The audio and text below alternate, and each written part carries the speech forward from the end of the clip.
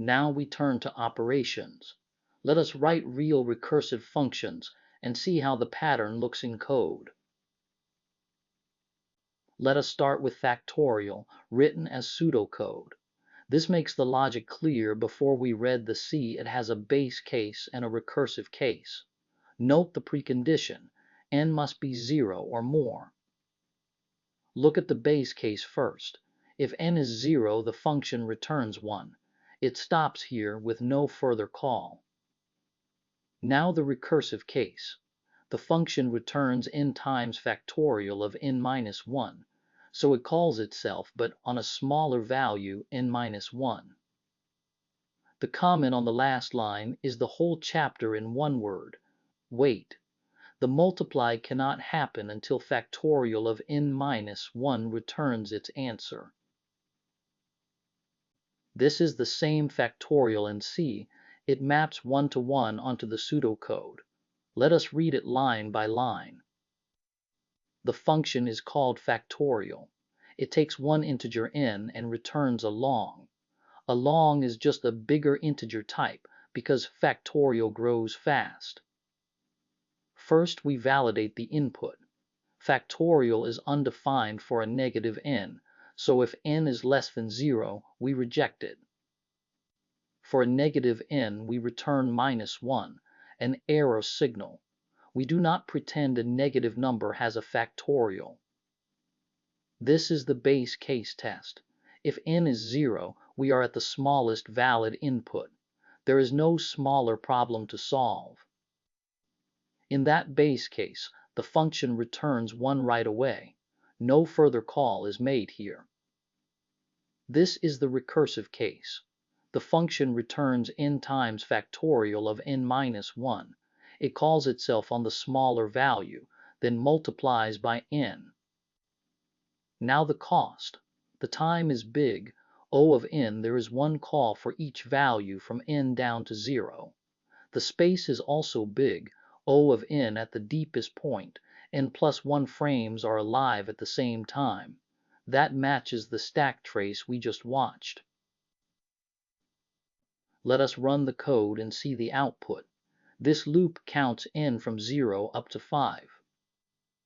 For each value of n, it prints m and factorial of n, so we get one line for each value. Factorial of 0 is 1. 0 hits the base case straight away and returns 1. Factorial of 1 is also 1. It is 1 times factorial of 0. Factorial of 2 is 2. That is 2 times 1. Factorial of 3 is 6. That is 3 times 2. Factorial of 4 is 24. That is 4 times 6. Factorial of 5 is 120. That is 5 times 24. You can see how fast it grows. The same file also has a traced version of factorial. It prints exactly the call and return sequence the stack picture animated. Every call line is a push, and every return line is a pop. Now a quick check. For factorial of 3, list the return values in the order they come back up the stack. Pause the video and think about it. Here is the answer. There are 4 return events, deepest first. Factorial of 0 returns 1, the base case. Factorial of 1 returns 1 times 1, which is 1. Factorial of 2 returns 2 times 1, which is 2. And factorial of 3 returns 3 times 2, which is 6 last. Each return feeds the very next frame up. None of them is skipped. Let us look at a second example, binary search, written with recursion. It uses the same having idea as the loop version in Chapter 2, but now we pass a shrinking interval from low to high into a smaller call. Start with the first base case. If low is greater than high, the interval is empty. The key is not here, so the function returns nil, which means not found. Next, compute the midpoint. Mid is low plus high minus low over 2. This lands on the middle of the interval. Now the second base case. If the value at index mid is equal to the key, we found it, so the function returns mid. Otherwise, we recurse on 1/2. If the value at mid is less than the key, the answer is to the right, so we search the right half. If not, we search the left half. Either way, the interval gets smaller, so it moves toward the base case. One note on the not found value. This function returns an index, so C uses -1 as the not found marker. It is a documented marker, not null. Null is kept for functions that return a pointer, following the Chapter 4 convention. This is the same sorted array of 9 numbers we used in Chapter 2, and we are searching for 56 again. Here is the array. The indices run from 0 to 8. The key we want, 56, sits at index 7. The array itself never moves. Each call tests one middle value, then throws away half of the interval and calls itself on what is left. While that happens, the frame stack grows, and an event log records each call. We watch both on the next slide. The first call is search, 0 to 8. It gets a frame on the stack. Event 1. That call computes its middle, index 4. At index 4 is 16. Event 2. 16 is less than 56, so the key must be in the right half. We discard indices 0 to 4 and call search 5 to 8. That new call gets its own frame pushed below the first one. 2 frames are alive now. Event 3. Search 5 to 8 computes its middle, index 6. A at index 6 is 38. Event 4. 38 is still less than 56. We discard indices 5 and 6 and call search 7 to 8. A third frame is pushed. This is the deepest point of the search. Event 5. This call computes its middle, index 7. At index 7 is 56. Event 6. 56 equals 56, so we found it and the function returns index 7. 3 calls were enough. That is about log base 2 of 9, which is close to 3.2. The search made 3 calls, so here are 3 frames already wound down. Each holds its own low and high. The deepest frame, search 7 to 8, just found the key. At index 7 equals the key. So search 7 to 8 returns 7. That is the found index. The deepest frame is popped. Search 5 to 8 receives 7 and passes it straight up unchanged. It returns 7. That frame is popped too. Search 0 to 8 receives 7 and again passes it straight up unchanged. It returns 7. The last frame is popped. Main receives 7. Every caller did nothing but pass the answer along. That is the point. The recursive call is the whole return line, so nothing is left to do on the way up. Compare factorial. It says return n times factorial of n-1. Factorial must wait for the smaller call and then multiply. Same recursion shape, but very different work on the way back up. This is the recursive binary search in C. It takes the array A, the low index low, the high index high, and the key we are looking for. First, the base case. If low is greater than high, the interval is empty. That means the key is not in the array. In that case, we return -1. -1 is our not found signal for an operation that returns an index. If the interval is not empty, we find the middle. Mid is low plus, high minus low, divided by 2. We write it this way to avoid overflow from adding low and high directly. Now we check the middle value. We compare A at index mid with the key. If they are equal, we found the key. We return mid, which is its index. If A at index mid is less than the key, the key must be bigger, so it can only be in the right half.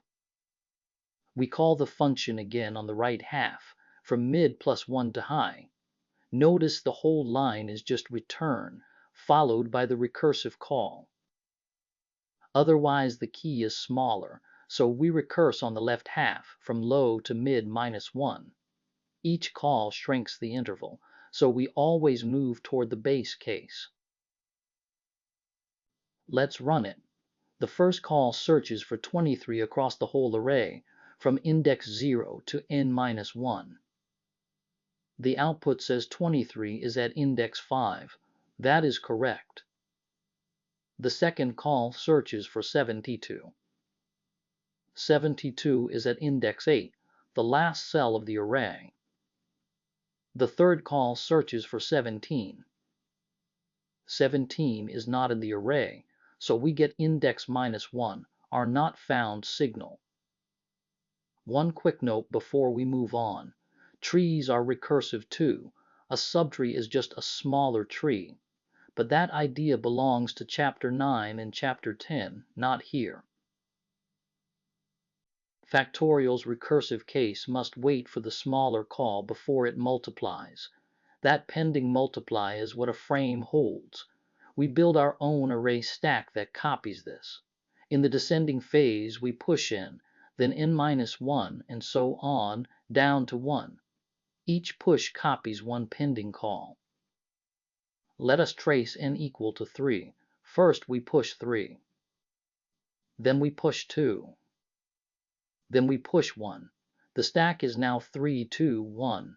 1 is on top because it was pushed last. We stop here before 0, the base case. Now the unwinding phase.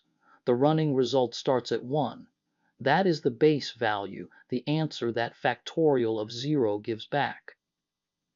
We pop 1 from the top of the stack and multiply it in. 1 times 1 is 1. We pop 2 and multiply. 1 times 2 is 2.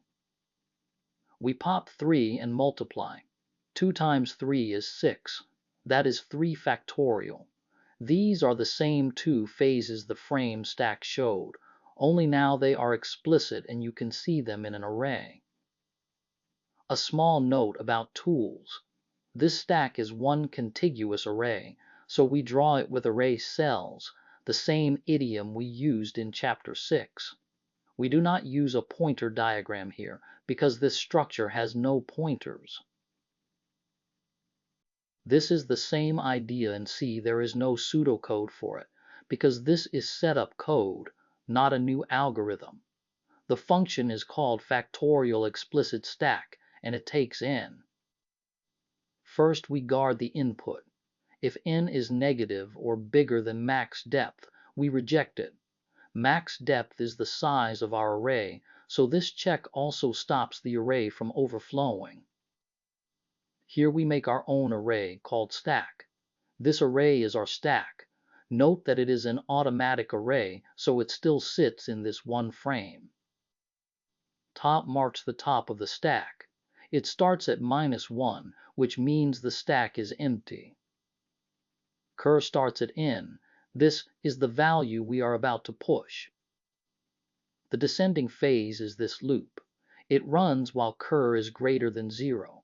So we push n, then n-1, and so on, down to 1. Here is the push. The ++ is written before top, so top moves up first, and then we store cur in that new slot. Then cur goes down by 1. So the next time around, we push the next smaller number. The unwinding phase is on the next slide. The descending loop has ended, and the stack now holds n down to 1. We set result to 1. This is the base case value factorial of 0, where the multiplying starts. The unwinding phase is this second loop. It runs while top is greater than or equal to 0, that is, while the stack still holds values. Each time around, result becomes result times the value at the top of the stack. The -- is written after top, so we read the top slot first and then lower top, which pops that value off. Finally, we return result. The cost is the same as the recursive version, big O of n time and big O of n space. The frames did not disappear. The n frames collapsed into one frame holding an n-element array. The cost changed shape, not size. And because that array is automatic storage, it still sits on the runtime stack. What we gained is control. The size is explicit and bounded, and a single malloc would move it to the heap. Let us test it. This loop runs n from 0 up to 5. For each n, it prints factorial explicit stack of n. Factorial explicit stack of 0 is 1. 0 factorial is 1. Factorial explicit stack of 1 is 1 as well. Factorial explicit stack of 2 is 2. Factorial explicit stack of 3 is 6. That is 3 times 2 times 1. Factorial explicit stack of 4 is 24. Factorial explicit stack of 5 is 120. These are the same answers as the recursive factorial, so the conversion is behavior preserving. It gives the same output, just with our own stack instead of the call stack.